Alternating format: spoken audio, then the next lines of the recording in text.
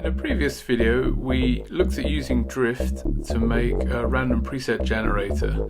In this video, we'll be looking how to constrain that random preset generator to make specific sounds. In this case, we'll be looking at how to make bass sounds. Let's have a quick listen to some of the tones that have been generated, and then we'll get into what's actually going on and how you can constrain and build this instrument rack as well if you're interested.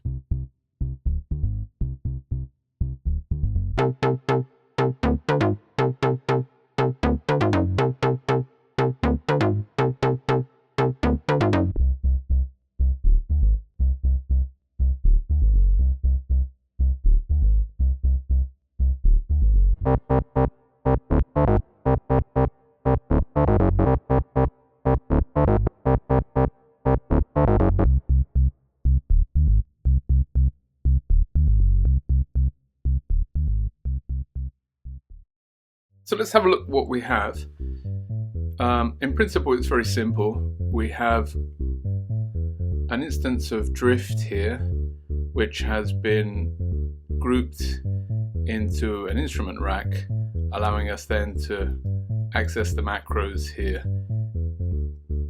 And these macros are controlling various elements of Drift in a specific way.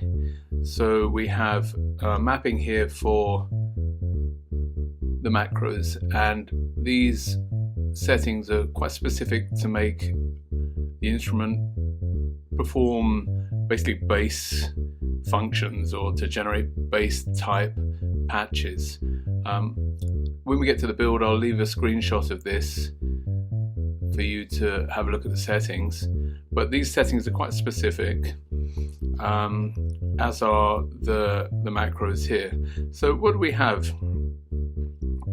We have the ability here to simply click on the randomization and generate a new patch. I did a previous video on Drift where I generated random patches, but not tuned to any particular type of instrument. They were just whatever came out came out. I'll leave a link up here on the top and below so that if you're interested in watching that video, you can have a look. But basically, you press randomize, you get a tone like we've got playing in the background. When you're happy with it, you just click on, I think I'll call this the Ho bass. You just click on the save button and you've generated a preset in your Drift collection. It's as easy as that. I then go back here, randomize again. Sometimes we get something that works.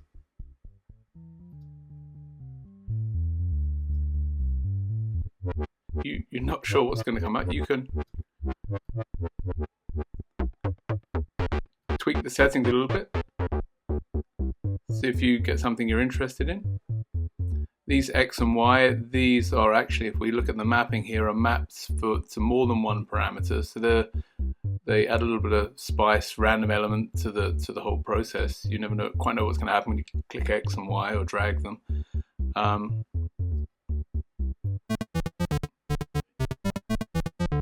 They impact the LFO, as you can see here, and other settings as well, but we'll get to that in the build. So yes, what do we have then? We have control over randomizing the oscillator 1, different elements of it, the wave, the shape, the mod. We have oscillator 2, we can randomize the wave here. We have control over the frequency of the filter and the resonance. We have 2 envelopes set up, one for the amplitude, attack, decay, sustain and release, and a second envelope here. If we go to 1, that's just for our attack amp envelope effectively. Second envelope is set up to be more of a snappy envelope, and that I'm using here to modulate not only the filter cutoff but also pitch modulation. So there's a few little tricks that go into it. I won't go into too much detail because we'll look at that all in the build. As I say, click the randomize. Typically it's the low pass frequency that goes down too low. Let's try again.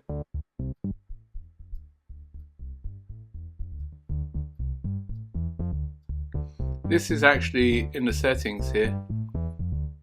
I've fixed the range here, 50 to 400 Hertz for the low pass frequency.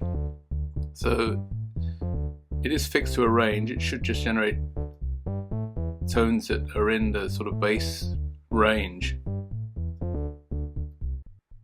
Sometimes, depending on whatever waveform is generated here, you can adjust them.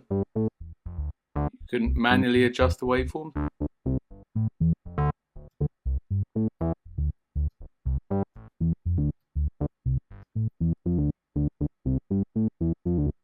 You can adjust the attack, decay, and release manually. So all of these things can be fine-tuned. If you get a sound, let's try one.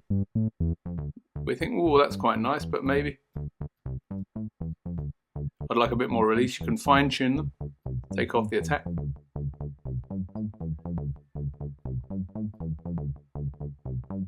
Okay, so I think you get the idea. Random, fine-tuning, all quite simple. The key to it is the way this is set up, and I think we'll look at that now, so that we're only generating these sort of bass-like tones. Okay, let's go and have a look at how this is put together. So you'll need an instrument rack here. You find that instruments rack. Click on this little twirly icon here.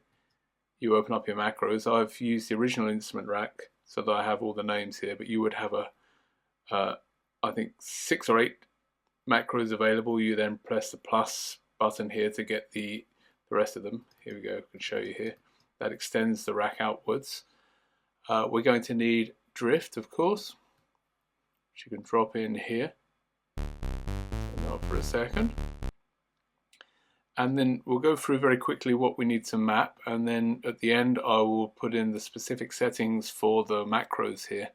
And as I say, I'll leave a screenshot at the end of the video so you can always come and check them if you need to.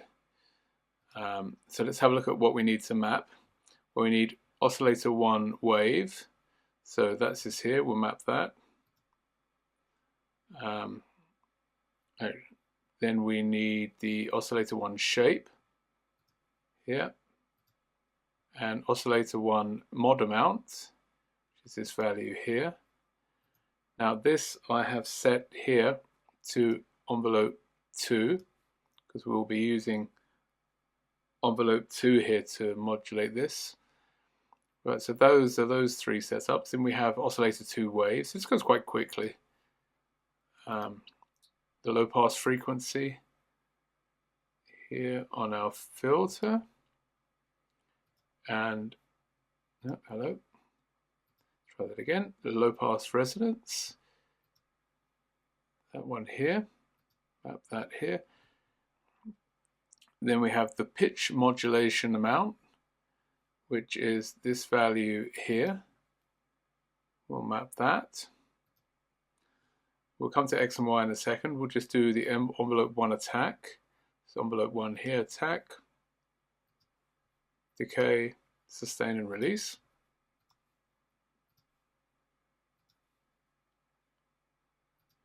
Then we need to switch to envelope 2. The sustain we can set to, well, we'll map these. We'll map the attack, the decay, and the release here. And we'll just come out of here quickly. We'll set that to 0 on the sustain. Okay, we'll go back into our mapping. Now for X, we have some other settings here we need to make first. We need to change the mode here to mono.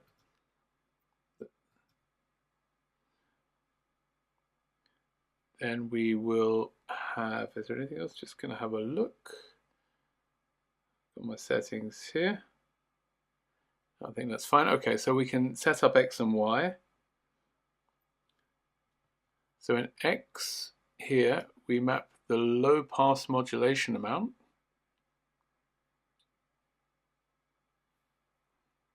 Which is this one here.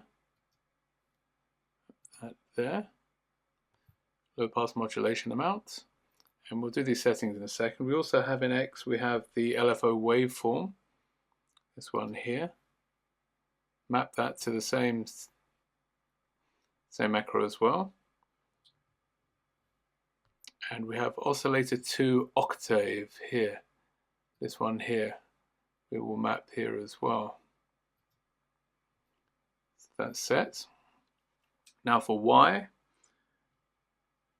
I think we have one more from X. I think it's the mono thickness, which is this value here.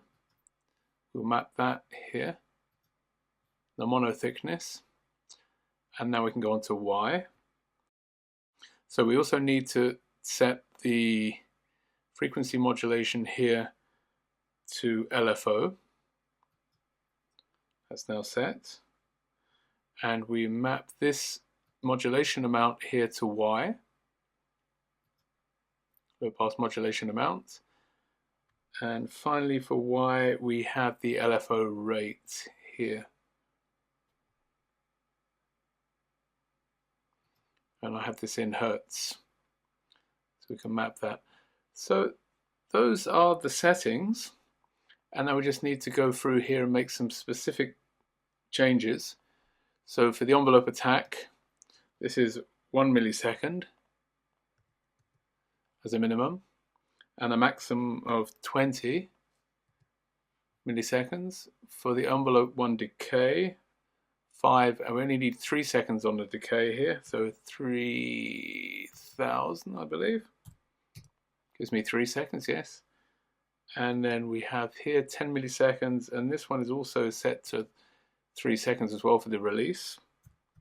We don't need such long decay or release times for a bass tone. Then we have the sustain value here, which I have set at 40% to 100. Envelope 2 attack is also at 1 millisecond, and the maximum attack time is 20 milliseconds. So a very short attack here for this sort of snappy envelope. The decay we have set to 5 and 100 milliseconds, also a very short decay range. And the release finally 10 and 3 seconds again, so 3000. Then we set the frequency range for the filter into the bass territory. I had this set at 50 Hertz, and for everything above 400 Hertz is completely cut off. The resonance I also have, because we're getting random values, I tend to tone the resonance down a bit just in case something nasty comes through. So I had that set at 0.85. Then we need oscillator 1 mod amount, minus 100, 100, that can remain as it is. Oscillator 1 shape, 0 to 1, that's all correct. And pitch modulation minus 100, 100, these ones can't change. And here for the low pass modulation amount, I had this at minus 25 and plus 25, so I limited the range of that. The waveform we can't change, but we can change the octave here to 0 to 1. So it can go 1 octave down. Then we have the mono thickness. Just a little hint of mono thickness here. Thickens up the tone. I'll put that at 3%. Can randomize in a value here. And then this one stays the same. And this one for the drift, the LFO rate, I've fixed that at 10 Hertz.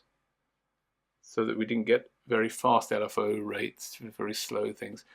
And that's it. So let's close this up now. I'll make a screenshot and leave this at the end. And if we're lucky now, we should be able to just press the random and see what we get for a tone. Fingers crossed.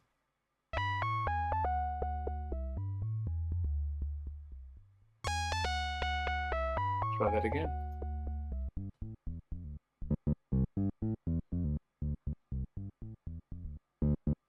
Okay, so it's working.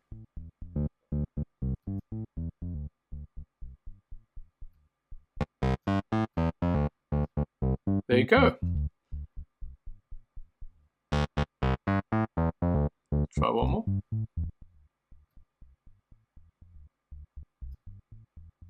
Try again.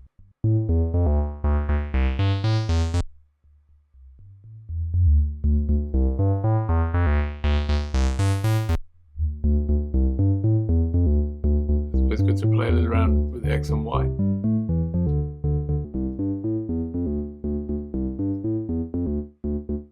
Okay, so as always, thank you for watching. I hope this is useful again to somebody, can make some use of it. Thank you to all the people who have been watching and following my videos and making the kind comments. I appreciate all the support.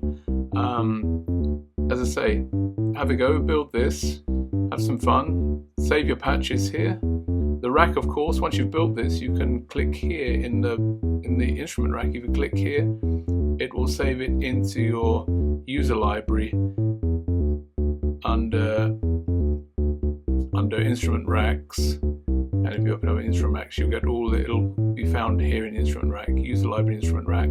So that you click here to save. Okay, have a good day. Take care. Bye bye.